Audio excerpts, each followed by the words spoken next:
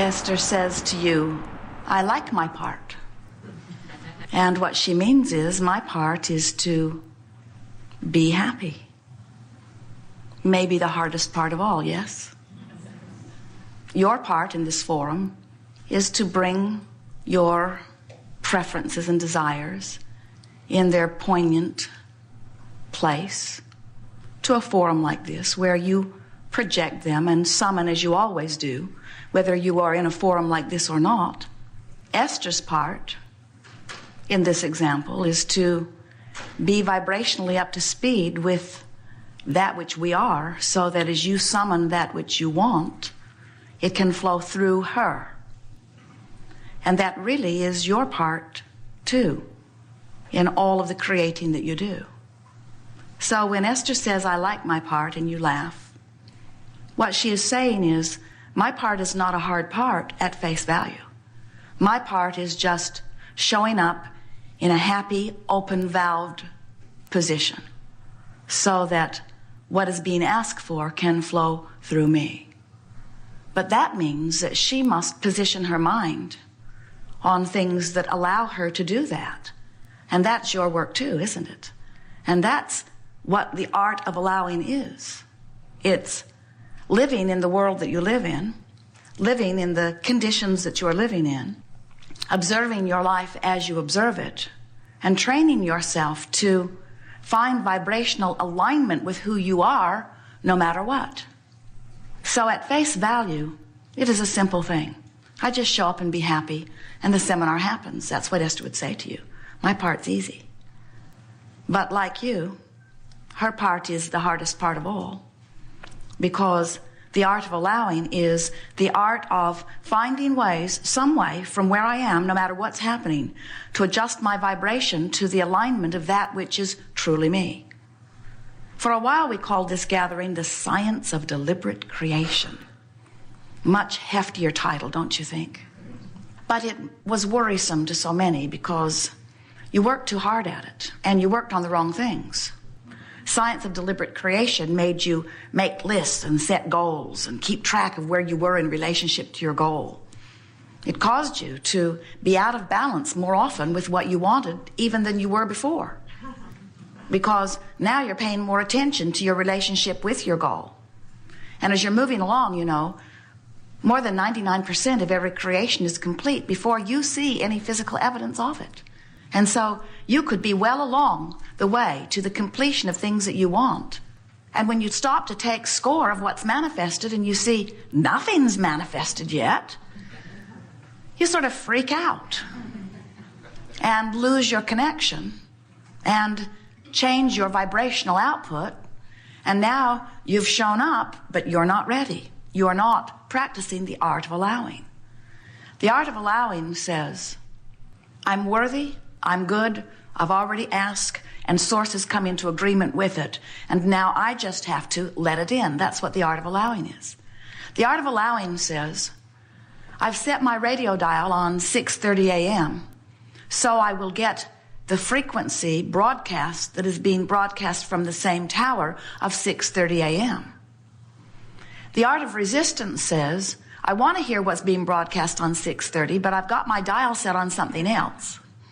I really want to hear what's coming through on 6:30 a.m. I heard it's good. I heard it's everything that I want to know and everything I want to be, do, or have, but I have got my frequency set on 7:30. Close. And why can't I hear what's being broadcast on 6:30? And we say, because your dial is not set on what you're asking for. This is a world that is based on vibration. And that's confusing to many of our human, physical, darling friends, because you have become so good at interpreting vibration that you don't even know you're doing it. You interpret vibration with your eyes, so you see. You interpret vibration with your ears, so you hear. You interpret vibration with your nose, so you smell. With your fingers, so you feel. With your tongue, so you taste. You are veritable vibrational interpreters. And the most significant, we're not kidding you, more important even than sight or sound, the most significant translating that you do is with your solar plexus. It's your energy center. It's your emotional center. The emotions that you feel are giving you feedback on your vibrational countenance. And that's a very important thing to be aware of, because your vibrational countenance equals your point of attraction. And your point of attraction equals your life. It equals every moment of your life. The mix of vibrations within you is what life is. So it's important that you first of all recognize your emotions as important and don't discount them as unimportant. When you feel something, it matters. When you feel something, don't beat up on yourself for what you're feeling. Don't beat up on yourself for not feeling better. Instead, acknowledge that you feel that way for a reason, and it's an important reason, or you wouldn't be feeling it, you see.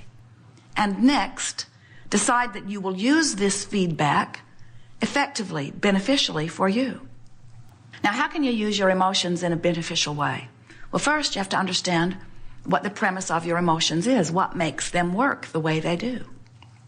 Jerry and Esther have navigational systems in their vehicles. Magellan in some cases, Pioneer in other cases, OnStar in other cases, but they all operate on the same premise.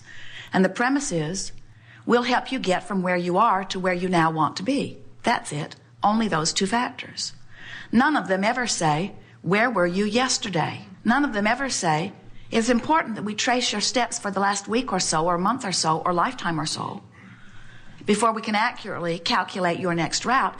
All of that is irrelevant. The only thing that matters is, where are you in relationship to where you want to be? And your emotional guidance system is based upon exactly the same thing. Where are you in relationship to where you want to be? So there are two vibrational reference points that are playing off one another that give you that feedback. Magellan has computer inside the coach and antennas on the roof, satellites in the sky. So the system knows where they are right now. Then they program in their desired destination, and Magellan says, please proceed to the highlighted route. And as long as they are on the highlighted route, Magellan purrs along, sweet tones, all you hear. But if they deviate from the highlighted route, Magellan does her job. She kicks up a squawk. She says, please proceed to the highlighted route. Please proceed to the highlighted route. Lights flash. Please proceed to the highlighted route. Please proceed to the highlighted route. If they have diverted deliberately from the highlighted route, Jerry says, shut that broad up. Because she is determined to remind them of what they said they wanted. That's her job.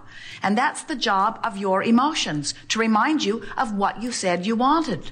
Not what you said with your tongue, what you said as you sifted through the magnificent contrast that helped you, in all sincerity, in all truth, in all honesty, in all clarity, conclude what you want. When you live something that is less than what you want, you emanate a desire that says, this is not what I want is this. And even if you do not speak words to it, don't you know that when you're sick, you want wellness in a profound way? Don't you know that when there's not enough money, that the desire for prosperity or an even flow of money is a strong, strong desire or preference that's formulating within you? And the thing that we most want you to know is that even if you could not speak a word, like the beasts of your planet do not speak your languages, your moving through contrast, your day-to-day experience causes you to exude preferences. And the wonderful thing, the most wonderful thing, the thing that we don't think you know as much as we want you to know, that happens is, in the moment that that preference exudes out of you, whether it is a full-blown desire, whether it's something that you could write in your goal list, whether it's something that you're discussing with words, or if it's something that's just happening on a visceral level within you, when that desire shoots out of you, it shoots like a rocket into the universal ethers, and Source says immediately, unequivocally, knowingly, and resourcefully, we agree with you. You know why Source agrees with you? Because you are the leading edge of that which is Source, and you ought to know. Even if you're the one-celled amoeba in the ocean, you know what's best for you from where you stand. So as that desire shoots out of you, Source comes into complete agreement with it. And one point in that vibrational relativity has been established in your vibrational patterning. And now, do you see what's going to happen? Where you stand emotionally, vibrationally, vibrationally in relationship to this point now is what your emotions are all about. So let's say you've not got enough money and it is coming down around you in a very powerful way. Bills are piling up. You're feeling fearful about it. And in the middle of all of this contrasting experience, you're radiating rockets of desire. In fact, you've been doing it for a while. You didn't just now do it. You've been doing it. So there are a whole bunch of amended desires. The source has been saying, yes, we agree, yes, we agree, yes, we agree, yes, we agree, yes, we agree. So there is a very strong, clear source energy perspective and agreement on what you are asking for.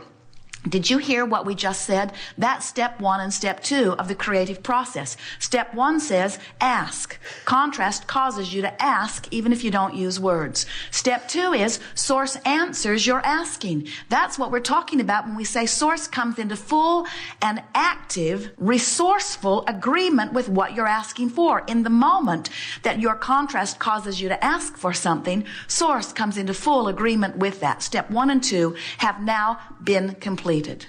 And now your work is all that's left. And that is, you must become a vibrational match to that which you are asking for. So how do you go about that? You pay attention to the way you feel. The vibration within you, the emotion within you, is the indicator of the mix of vibrations. Now, what's one point of vibrational relativity? What you want and source's agreement with it. What's the other point of vibrational relativity? Where you stand in relationship to that. So you've already told the universe that you want more money, and source is already in agreement and is lining up circumstances and events to accommodate you, but here you are complaining about not having enough money, talking to your friends about what you can't afford, nitpicking over dollars, and whatever you're doing, feeling fearful or unhappy about dollars. Well, that negative emotion that you're feeling is your Magellan saying, please proceed to the highlighted route. Please proceed to the highlighted route. And like Jerry, sometimes you shout, shut those emotions up. In other words, I don't want to feel like this. And we say, yes, you do. You want to be able to feel your vibrational relationship. Otherwise, you have no way of knowing where you are on your journey from not enough money to enough money, from not enough wellness to enough wellness, from not enough happy relationships to enough happy relationships. In other words, if you can't feel where you are, then you can't quantify your journey, and you can't take the steps in words, thoughts, and actions that align you to get you to the place that you want to be. Sometimes there are actions that you can take that will clean things up right away. Sometimes there are thoughts that will clean things up right away. Sometimes there are words that get things moving more in the correct position. But the thing that we most want you to hear is that if you are unaware that your emotions are help, then you're out there trying to guide yourself using a bunch of guidance that is coming from outside of you that has nothing to do with the only thing that matters, which are the 2 points of vibrational relativity. Nice to know, isn't it? It is wonderful to come together with those like you, powerful creators, powerful in your wanting, and coming more and more in every day to know that you deserve everything that you are asking for. We have enjoyed the shifting of energy that we have witnessed here today. We've enjoyed the personal sense that you are individually feeling. We feel it collectively, but we can feel it individually. We can feel you have made some decisions about your day-to-day directing of your thoughts. You know that you are the creator of your own reality. We know that you know that. And we know that you mostly like that idea. We can feel that you understand that you are extensions of source energy. And while you can't get a real sense of what that means, we know that you can feel when you're choosing thoughts that allow the fullness of who you are to shine through you in the moment. And we know that that is your ultimate quest at all times. In fact, every negative emotion that you feel is an awareness at some level that you're not allowing yourself to be who you really, really are. And nothing is more uncomfortable than not letting yourself be who you really, really are. But the message of this day has been, and will always continue to be, please make peace with where you are, because where you are is just fine. And from that willingness to accept the rightness of where you are, you can then find a softer, even better feeling thought that will take you closer and closer to who you really are. We speak to you as representation of that which is your inner being, your source. And we say to you, there is nothing that you have done or could do that would cause us to feel less than extraordinary appreciation and love for that which you are.